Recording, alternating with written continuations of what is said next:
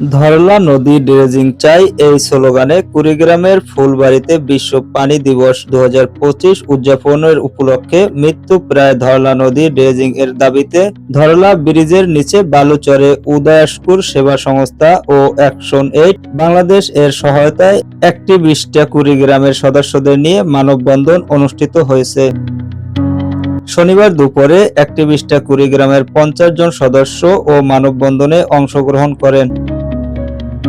মানববন্ধনে বক্তব্য রাখেন সৃজনী ইউথ গ্রুপের সভাপতি মারুফ শেখ, ফুলবাড়ী ইউথ হাব এর সভাপতি কারিমা ফেরদাউসী, উদয় স্কুল সেবা সংস্থার প্রকল্প সমন্বয়কারী রবিউল ইসলাম, স্থানীয় কৃষক আবেদ আলী ও জেলে ইয়াসিন আলী সহ আরো অনেকে।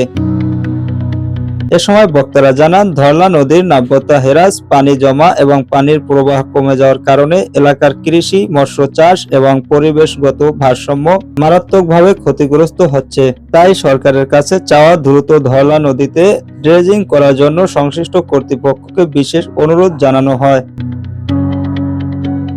আমরা চাই সারা বছর এখানে পানি থাকুক, এখানকার জীববৈচিত্র্য সেই আগের অবস্থায় ফিরে আসুক। আজকে ধরলা নদী মৃত্যুপ্রায় হওয়ার কারণে এখানে জেলেরা মাছ মারতে পারছে না, অনেক মানুষ কর্মহীন হয়ে পড়েছে। আমাদের এই এলাকার কৃষিখাত মারাত্মকভাবে ক্ষতিগ্রস্ততার শিকার হয়েছে। আজকে কৃষক প্রায় দিশেহারা। সুতরাং আমরা বর্তমান সরকারের কাছে আকুল আবেদন জানাচ্ছি, অতি দ্রুত ধরলা নদী যাতে ড্রেজিং করার উদ্যোগ গ্রহণ করা হয়। আবাদ কৃষিরও সমস্যা হয়ে যাচ্ছে, এটা ড্রেসিং করলে ধরলাটা খুললে ভালো হয়। আগত ভাই ধরলার পানি আছিল ভাই, মাছ মারার সুবিধা হয়েছে, এলা বালুচরটা বইয়ে আর মাছ নাই।